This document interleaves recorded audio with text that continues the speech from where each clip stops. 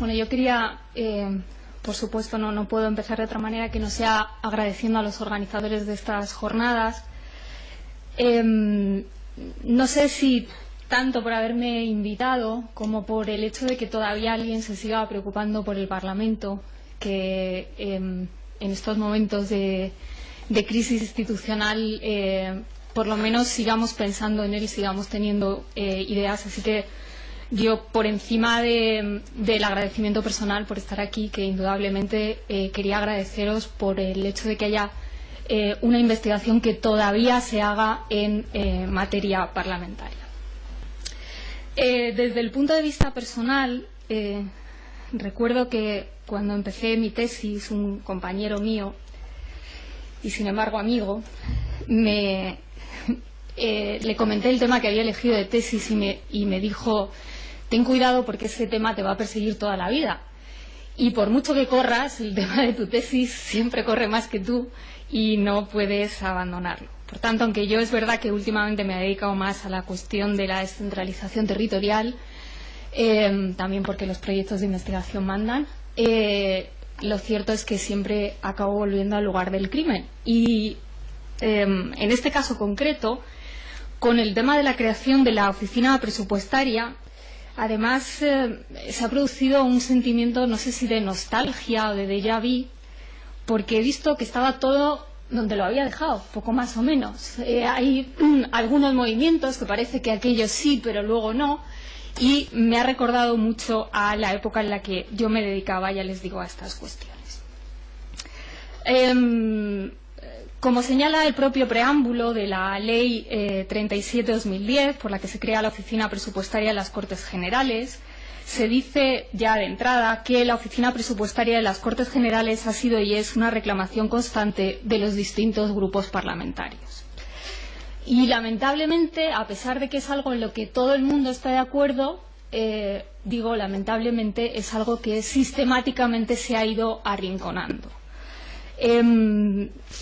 Yo no sé si la oficina presupuestaria ya va a llegar a la categoría de mito, como la reforma del Senado o la reforma de los reglamentos, pero bueno, parece que al final los mitos están para romperse, y si la Constitución se pudo reformar, pues a lo mejor este mes de agosto también con agostidad y alevosía se crea la oficina presupuestaria. Bromas aparte, lo cierto es que, como vamos a ver ahora, parece que algo se está moviendo, y el otro día el presidente del Congreso de los Diputados dijo que para finales de mes algo iba a haber. Ahora lo vamos a ver, porque si no les parece mal, mi idea es articular la exposición primero con un breve, haciendo un poco de historia, exponiendo brevemente la accidentada cronología de este órgano frustrado. Me gustaría ver también un poco los distintos modelos que podemos tener en mente y, como decían antes, exponer los problemas que puede plantear en cuanto a sus funciones. Comenzando por la historia muy brevemente, para que vean que no exagero simplemente con esto de que ha sido muy accidentado y que ha habido mucho frenazo y marcha atrás.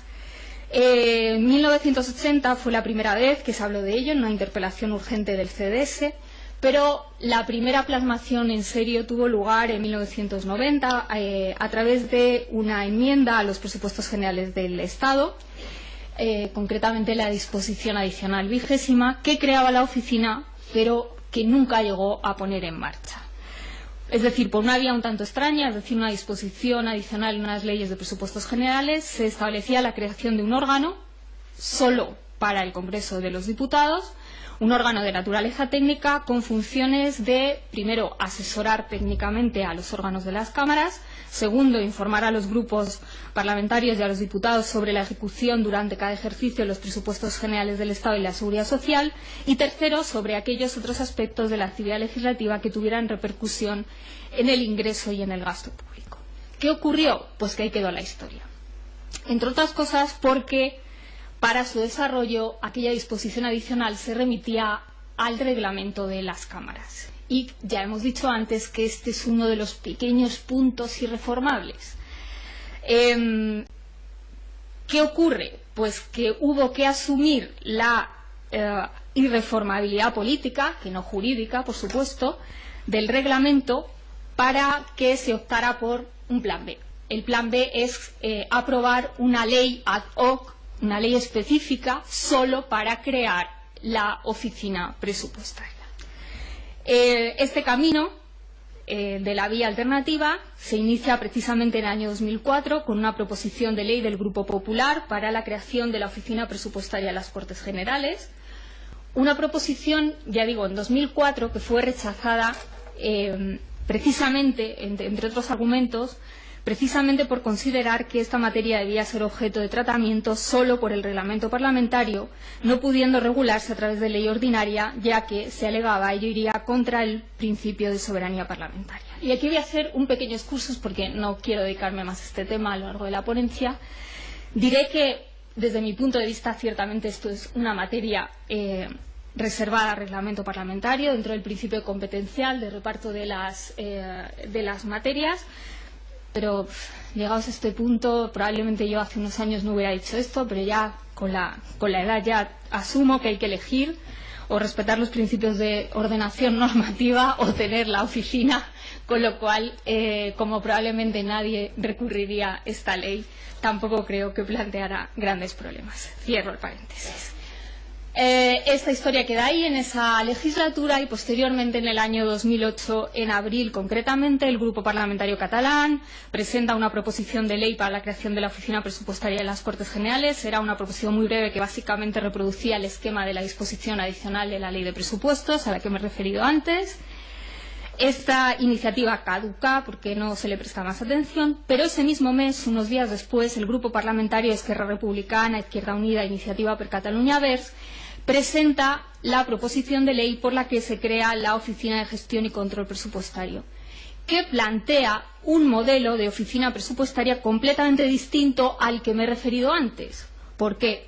Porque era un modelo de composición y naturaleza políticas, directamente inspirado en el modelo de las misiones de control francesas, a las que me voy a referir más adelante. Esta iniciativa fue finalmente aceptada, si bien alterando radicalmente su naturaleza. En concreto, en septiembre de 2008, el Grupo Parlamentario Popular en el Congreso de los Diputados presenta otra proposición de ley en la Oficina Presupuestaria de las Cortes Generales, que formalmente fue rechazada, si bien su contenido fue el que finalmente asumió el Congreso y finalmente acogió la Ley 4/2010. Por tanto, de este modo, la pasada legislatura se aprobó por unanimidad de todos los grupos la ley por la que se crea la Oficina Presupuestaria de las Cortes Generales. Ya digo, asumiendo básicamente el modelo presentado por el Grupo Popular, con una pequeña modificación, a la que luego me referiré, que consistía básicamente en que no fuera solo una oficina del Congreso de los Diputados, sino una oficina de las Cortes Generales, es decir, que abarcará también al Senado. Esta ley, que ya digo se publicó en el BOE en noviembre de 2010, establecía que por acuerdo de las cámaras y a propuesta del presidente del Congreso se nombraría un director y una resolución de ambas cámaras regularía la organización y funcionamiento de esa oficina. Esa resolución conjunta de los órganos de gobierno de las cámaras se publica el 19 de julio de 2011 y, por tanto, a día de hoy ya existe, pero no existe. Lo que está pendiente es su efectiva creación, es decir, dotarla de medios personales y materiales y la designación de su director por las mesas de ambas cámaras a propuesta del presidente del Congreso. De hecho, en los presupuestos de 2011 y en los presupuestos de 2012 aparecía una partida en la que figuraba otro personal, que incluso podría pensarse que estaba pensado para esto. Como no aparece aclarado, pues tampoco lo dejaremos en simple sospecha. Recientemente ha habido una enmienda de un diputado de UPN que pedía reservar 100.000 euros de los presupuestos generales de 2013 para poner en marcha la oficina de una vez. En esa ocasión el Partido Popular rechaza esa enmienda diciendo que por motivos de austeridad en estos momentos no es una prioridad y que dice el presidente del Congreso, Jesús Posada, que la oficina no se activaría hasta que se revisara su diseño y tanto la Cámara Baja como la Cámara Alta se asegurasen de que no supondría más gasto para las Cortes Generales en estos momentos de crisis. tampoco quiero ser mal pensada ni demagogia fácil, pero hombre, justo después de haber renovado todo el diseño de la página web del Senado con todo lo que ha costado, pues a lo mejor deberían haber buscado otro argumento un poco menos polémico. Por otra parte, es verdad que algo se está moviendo, porque desde este mismo mes, desde el Grupo Socialista, se ha remitido una carta al presidente de la Cámara pidiendo la urgente constitución de la Oficina Presupuestaria de las Cortes Generales, sobre todo después del contencioso de la corrección de los datos del déficit por Eurostat, y se prevé que se va a discutir. De hecho, la prensa se podía leer ayer mismo que el señor Posada ya había empezado la ronda de contactos para intentar encontrar un presidente para esta oficina, un presidente que tendría que tener un perfil técnico, no político, y que además estuviera bien conectado con el Ministerio de Hacienda para poder tener un acceso más fácil a la información. No sabemos muy bien qué es lo que ha cambiado.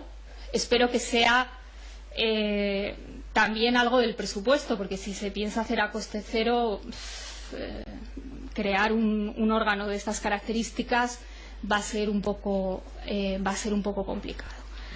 Dicho lo cual, y expuesta esta breve cronología, que ya digo llega hasta ayer mismo, es la última información de que dispongo, me gustaría hacer un breve repaso por los principales modelos que existen de oficina presupuestaria del Parlamento en los sistemas comparados.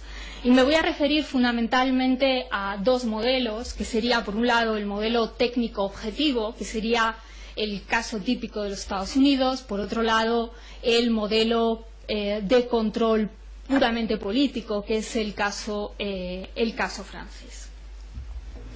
Por lo que respecta al caso americano, hay que decir que la oficina parlamentaria, la Congressional Budget Office, conocida por sus siglas CBO, se creó en el año 1974 con la ley del presupuesto parlamentario, y se crea no solo ad hoc para crear este órgano, sino que la creación del órgano tiene lugar, ya digo, en esta ley, que supone la toma de conciencia del Parlamento de su centralidad en la aprobación del presupuesto. ¿Por qué digo esto? Porque es una ley bastante revolucionaria, que lo que va a hacer es centralizar todo el procedimiento parlamentario, incrementa el control del Congreso sobre el presupuesto, crea las comisiones presupuestarias, y en todo este sistema cambia todo el calendario de aprobación de los presupuestos, y en todo este sistema, ya digo, de revolución de todo el sistema presupuestario, una pieza fundamental, pero repito, una pieza, es precisamente la creación o la instauración de una oficina presupuestaria del Parlamento encargada de ofrecer apoyo técnico a los parlamentarios. ¿En qué consiste esta oficina? Bueno, pues los presidentes de ambas cámaras nombran conjuntamente al director del CBO. Para ello toman en cuenta las consideraciones que le proponen las recomendaciones de las comisiones de presupuestos. Es un mandato de 4 años, aunque no hay límite de reelección. Eso sí, cualquiera de las cámaras, mediante una resolución, puede aprobar su cese. El CBO se divide en 8 secciones. Más o menos el personal, según figura en su página web, es de unas 235 personas. Son el personal que trabaja para ello. Y su principal función es la de facilitar al Congreso un análisis objetivo, no partidista, y sobre todo, y muy importante, a tiempo, respecto de una amplia gama de programas cubiertos por el presupuesto federal, que le ayude en la adopción de decisiones económicas y presupuestarias. Básicamente, por resumirlo, el contenido de su actividad, que creo que es importante por lo que nos puede servir luego para el caso español, podemos reconducirlo a 3 áreas fundamentales. La primera, prestar apoyo al Congreso para que formule el plan presupuestario. y esto implica proporcionar información y las proyecciones económicas necesarias para el procedimiento presupuestario en el Parlamento, modelos sobre el efecto de la deuda pública y el déficit. Para eso, por ejemplo, lo que hace es ofrecer distintas opciones presupuestarias, examinar estrategias distintas para reducir el déficit, por ejemplo. Luego ya, por supuesto, deciden los congresistas, pero la propuesta la pueden formular ellos. Un segundo área sería el de ayudar al Congreso en el cumplimiento de la ejecución presupuestaria, no solo la aprobación del presupuesto, sino luego el control de la ejecución. Ahí se hacen proyecciones de costes para saber el impacto de cada iniciativa legislativa, y esto es realmente lo que más carga de trabajo lleva al CBO. Es lo que se llama el scorekeeping, que implica, hacen como una especie de tabuladores o de marcadores para ver cuánto va a costar realmente cada una de las iniciativas legislativas. Van calculando los efectos de la nueva legislación sobre los límites presupuestarios. Una tercera área de trabajo de la oficina del CBO es asesorar al Congreso en relación con el análisis de cuestiones económicas y presupuestarias. Hay que decir que no formula recomendaciones porque tiene que permanecer neutral, pero bueno, es muy importante esa labor de asesoramiento. Por supuesto, nunca llueve a gusto de todos. De vez en cuando surgen críticas, sobre todo porque al fin y al cabo la economía no es tan ciencia aséptica como pretenden hacernos ver, y bueno, pues muchas veces se les ha acusado de ser demasiado keynesianos o demasiado neoliberales, pero lo cierto es que en general, en líneas generales, ya digo, al margen de la especial sensibilidad a las cuestiones abordadas, es una institución que goza de un gran prestigio. Segundo modelo posible, o gran modelo, porque luego diré que hay otras posibles cuestiones. El modelo francés también es muy interesante, completamente distinto. Es el modelo de las misiones de evaluación y control, también conocidas por su acrónimo, MEC, y que en realidad son como una especie de ramificaciones o de ponencias que emanan dentro de la Comisión de Finanzas de la Asamblea Nacional Francesa.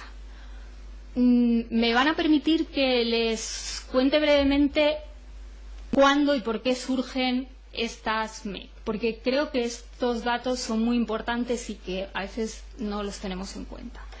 Bueno, pues surgen en el año 98, auspiciadas por Laurent Fabius, que por entonces era el presidente de la Asamblea, pero surgen a raíz de un trabajo muy serio, muy riguroso, de un grupo de trabajo dirigido por el entonces presidente de la Comisión de Presupuestos, Didier Migaud, que sirvió para potenciar el papel del Parlamento en todo el procedimiento presupuestario. Antes ha comentado mi compañero italiano algo acerca del tema de la Comisión de Presupuestos. Tiene mucho poder en Francia, pero ha sido sobre todo a raíz de este grupo de trabajo en que el Parlamento aprueba una ley orgánica, la ley orgánica de la Ley de Finanzas, donde se cambia completamente el procedimiento presupuestario para dotar de un mayor poder, no solo en la aprobación, sino sobre todo en el control, dotar de un mayor poder al Parlamento, y es una ley que se aprueba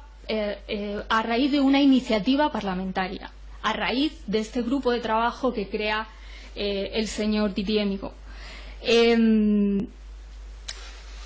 Por tanto, repito, insisto, porque a mí me parece que es un dato importante, la creación de las misiones de evaluación y control son una pieza más en todo un sistema cuando el Parlamento adquiere conciencia de sí mismo y de su importancia como institución.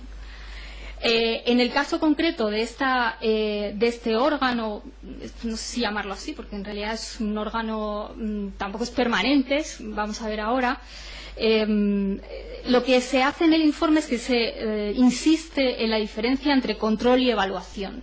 El control sería simplemente lo que nosotros llamaríamos control de estricta legalidad, es decir, comprobar que se han cumplido estrictamente todas las normas, Y la evaluación iría más allá, incluiría el control político, el control de oportunidad, cosa que obviamente si uno tiene una oficina presupuestaria siguiendo el modelo americano, pues lógicamente no lo puede hacer.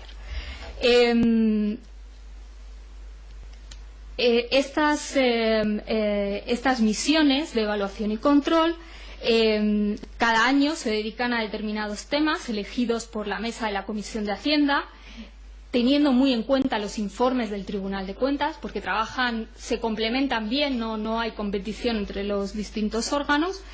Y ahí se dividen en dos tipos, porque los franceses tienen por un lado la ley de presupuestos y por otro lado la ley de seguridad social, y eso, entonces, bueno, a veces son misiones más enfocadas en presupuestos y otras veces más del tema de la seguridad social. Pero el rasgo importante, o por lo menos para mí el más llamativo, es el de su composición, ya que responde a un sistema de superación de dinámicas partidistas. Ya les ha dicho mi compañero antes que el presidente de la Comisión de Presupuestos es siempre del partido de la oposición. Bueno, pues esto va más allá, porque las misiones de las MEC estas tienen una copresidencia que está formada por el presidente de la Comisión de Hacienda y un miembro del partido mayoritario de la oposición, que se van turnando. Y, sobre todo, no tiene una composición proporcional, que es lo normal en las comisiones, igual que aquí, sino que se compone de un miembro de cada uno de los grupos en pie de igualdad. En general, se ha destacado el carácter, ya digo, no partidista de su funcionamiento, desde la alternancia a la presidencia a las audiencias abiertas. La verdad es que suelen tener unas audiencias como muy vivaces, muy poco partidistas, en el sentido peor de la palabra, funciona con gran transparencia. Ya digo, cada año se escogen dos o tres temas, a veces 4. Por ejemplo, un año se trata de el empleo de los medios de la justicia, otro la financiación del agua, otro la gestión de las carreteras. Quiero decir, temas importantes para ver si me atrevo a poner un ejemplo, el tema de los aeropuertos que tendríamos aquí en España, que probablemente se han cumplido todas las reglas, todas las normas, son perfectamente legales, pero es un disparate. Bueno, pues a lo mejor en un sistema como el francés, pues este tipo de cuestiones se podrían detectar a tiempo. Decía que hay otros modelos subsidiarios. Estos serían los dos grandes modelos de oficina presupuestaria, el modelo técnico, el modelo político. Pero me gustaría traer a colación que, por ejemplo, en Italia tienen un sistema del estilo italiano, ya nos lo ha dicho nuestro compañero. En Alemania no hay nada parecido a esto, hay como una especie de servicios de documentación, pero no específicos en materia presupuestaria. Y en el Reino Unido lo que hay es una figura que en realidad no tiene que ver directamente con esto, pero me permiten que la traiga a colación porque luego nos va a servir más adelante. En el Reino Unido se ha creado recientemente lo que han llamado The Office for Budget Responsibility, también acrónimo OBR. Ya de entrada propongo que en España, si no le ponemos un acrónimo, no vamos a ninguna parte. Lo primero que hay que poner es el acrónimo. OBR, que es un órgano consultivo público independiente. Esto es, no pertenece ni al Parlamento ni al Gobierno. Lo que hace es proporcionar previsiones y análisis en materia presupuestaria a ambos poderes del Estado, aunque ciertamente está pensado sobre todo para asesorar al Gobierno, entre otras cosas porque en en el Reino Unido el Parlamento en materia presupuestaria tampoco es que sea especialmente activo.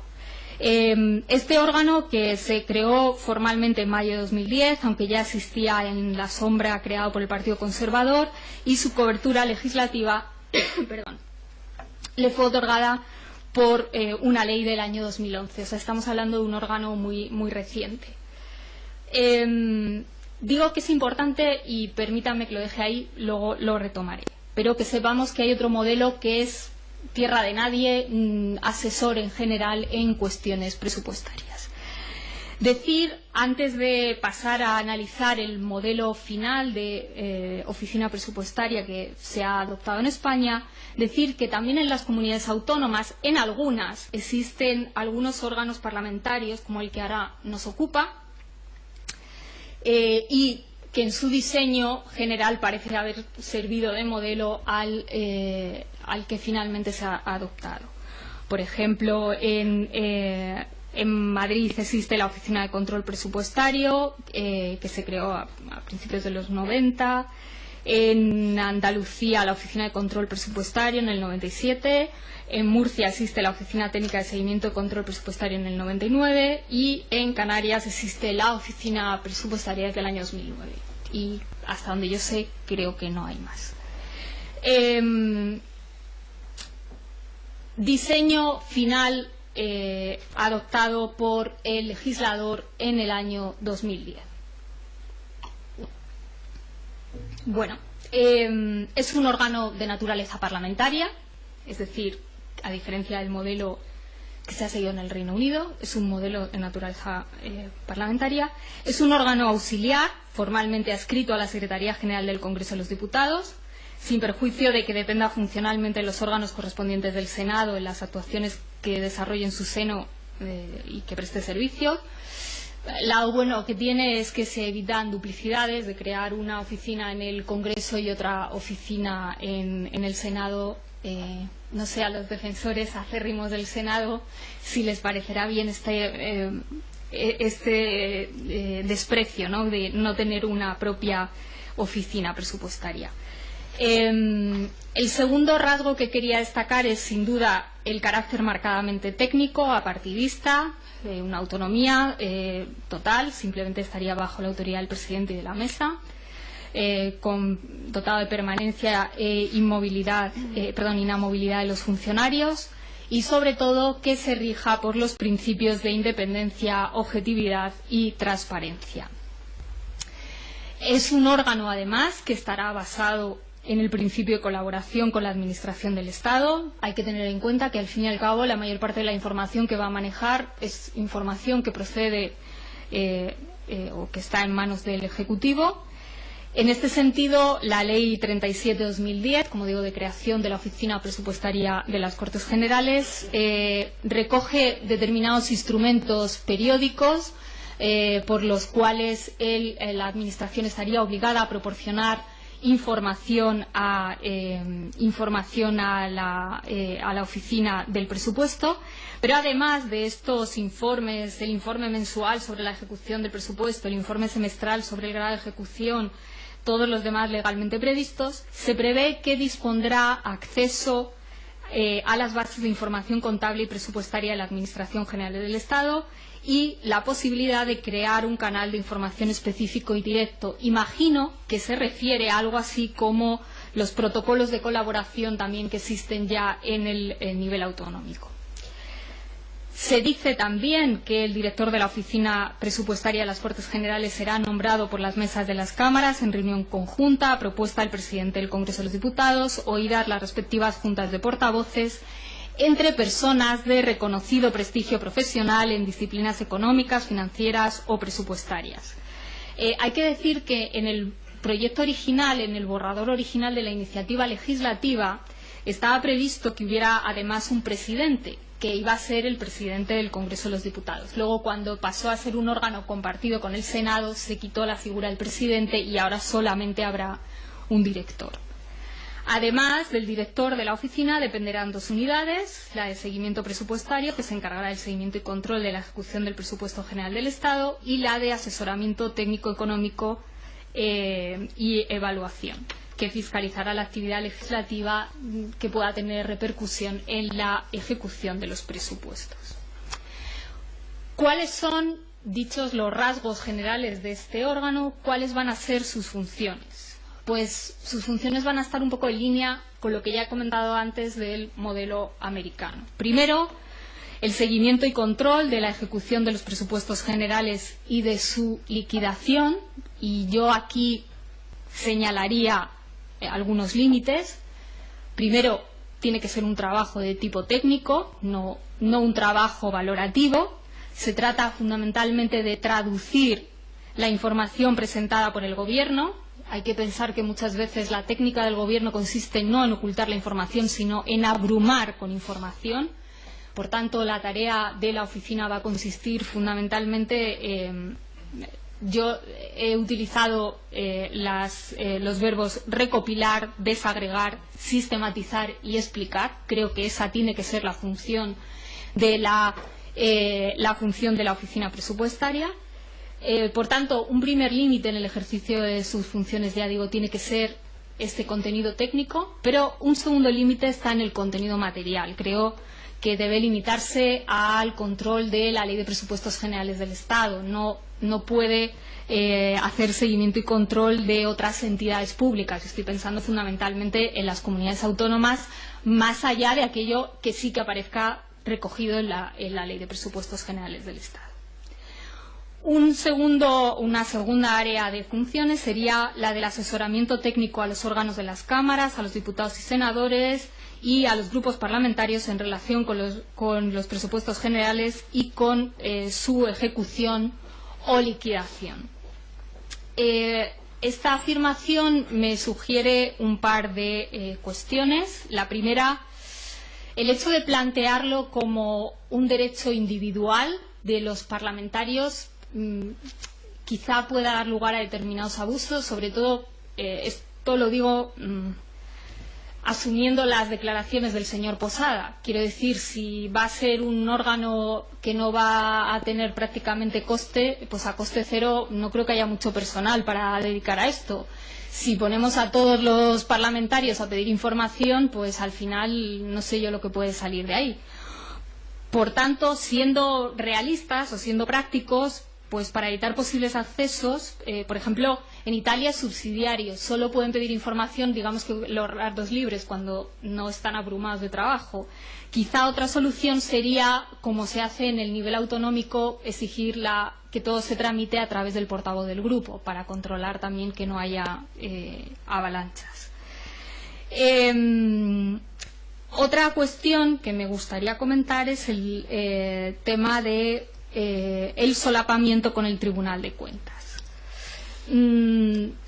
A mí no me preocupa mucho el tema después de estarlo pensando estos días, tampoco me preocupa mucho que se pueda solapar en sus funciones con el Tribunal de Cuentas. ¿Por qué? En primer lugar, porque creo que la labor de la oficina presupuestaria es una labor eminentemente asesora, no fiscalizadora, a diferencia de lo que hace el Tribunal de Cuentas. Y lo que yo decía antes de traducir y explicar es que lo que hace el Tribunal de Cuentas no es eso, es fiscalizar, es otra labor completamente distinta. Y en segundo lugar, tampoco me preocupa por una cuestión cronológica. Uno de los datos que creo que es fundamental es que para asesorar al Parlamento actúe en tiempo real.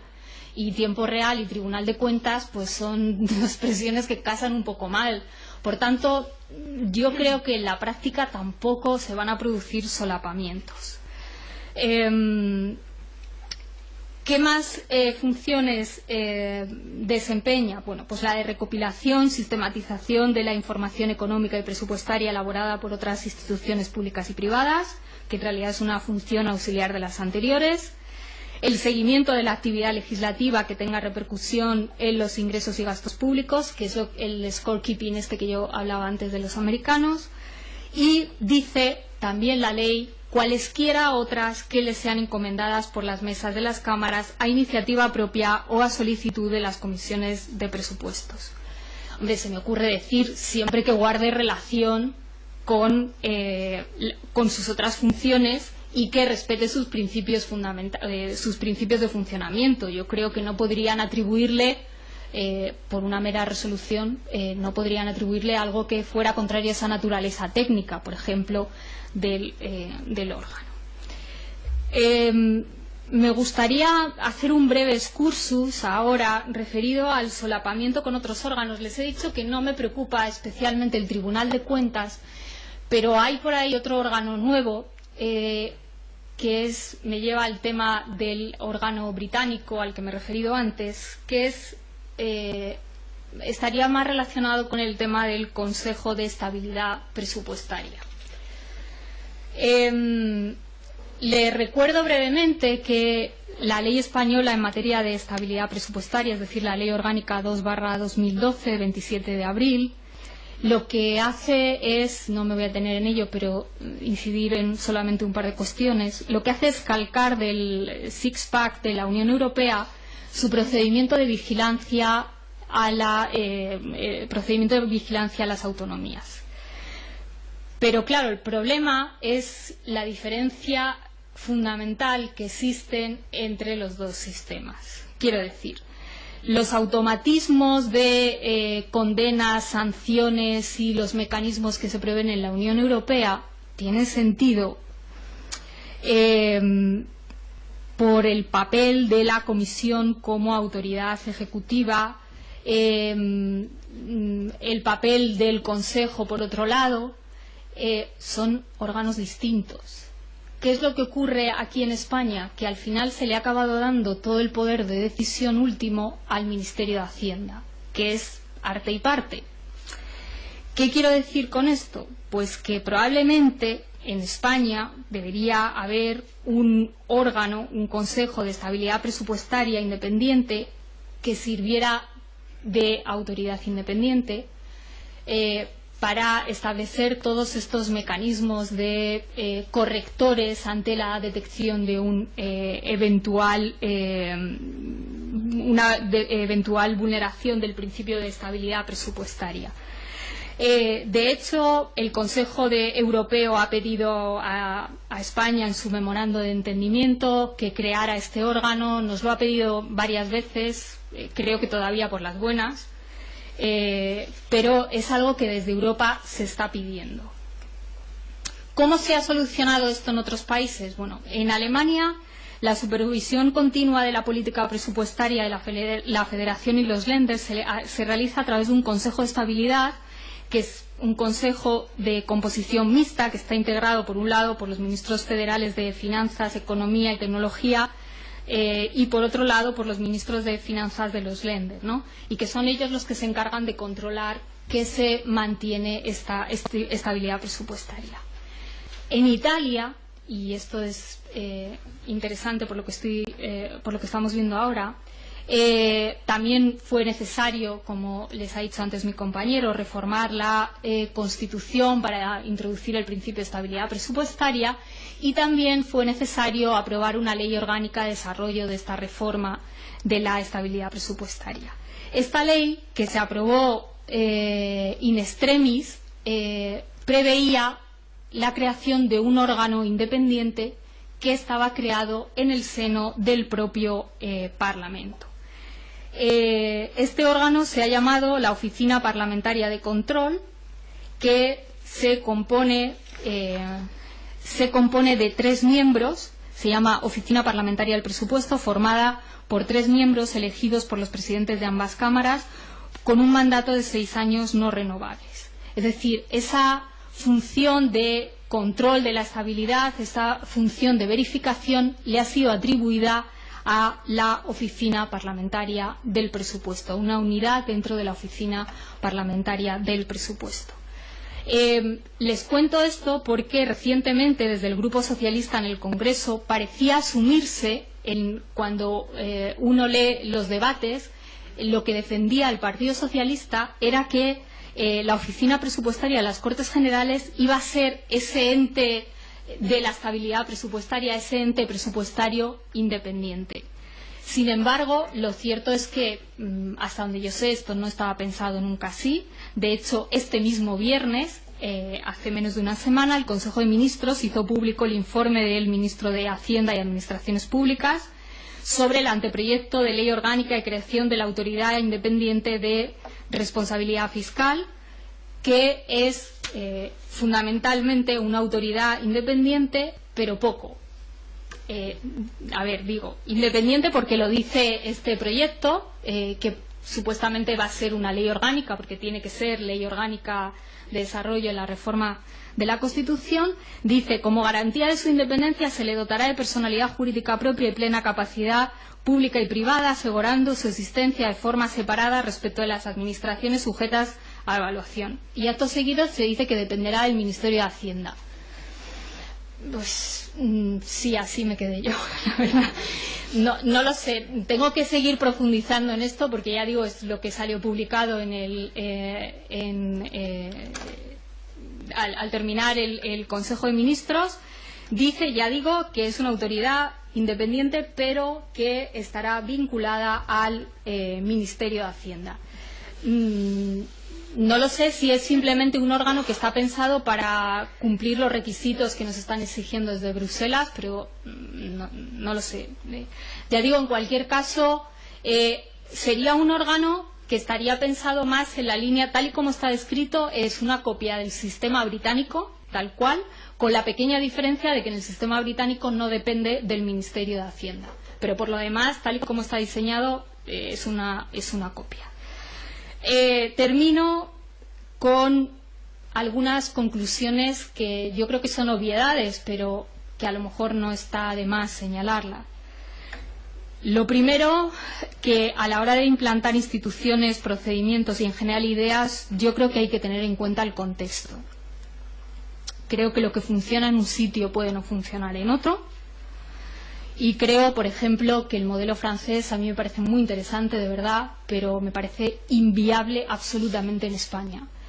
Creo que para adoptar el modelo francés hay que tener un nivel muy avanzado de cultura política, responsabilidad democrática y respeto a las instituciones. Y aquí estamos muy lejos del aprobado. Con lo cual, yo creo que sería peor el remedio que la enfermedad. Siempre, si están muy decididos a investigar sobre algo, pues que creen una comisión de investigación y ya está. Pero no me parece adecuado para el sistema español. Segundo, es verdad que Estados Unidos es un sistema presidencialista, que Francia tiene un sistema semipresidencialista, pero incluso allí se ha tenido que producir una previa toma de conciencia de las instituciones parlamentarias para tomarse en serio a sí mismas y reformar todo el procedimiento parlamentario.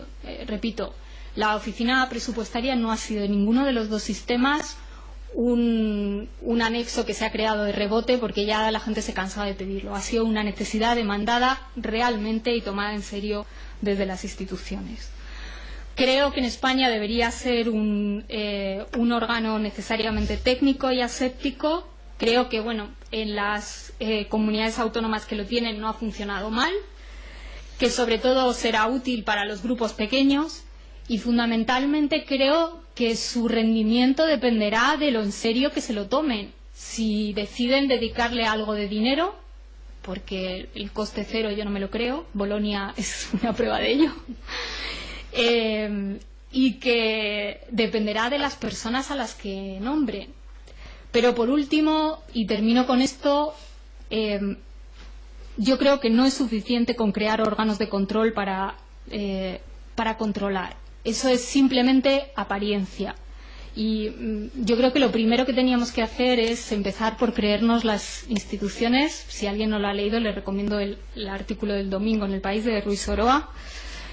El problema son las instituciones, que no nos las tomamos en serio. Y creo que además en España hemos sacrificado los checks and balances por el miedo a la inestabilidad de los gobiernos y no hemos tenido en cuenta que hay muchos caminos que conducen a la inestabilidad, no solo la inestabilidad de los gobiernos como en Italia.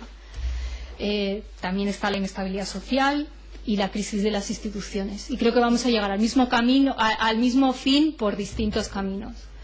Y todo esto para decir que la solución de crear órganos por crearlos me parece que no es una solución. Simplemente cuesta dinero y no se consigue nada especial. Muchas gracias.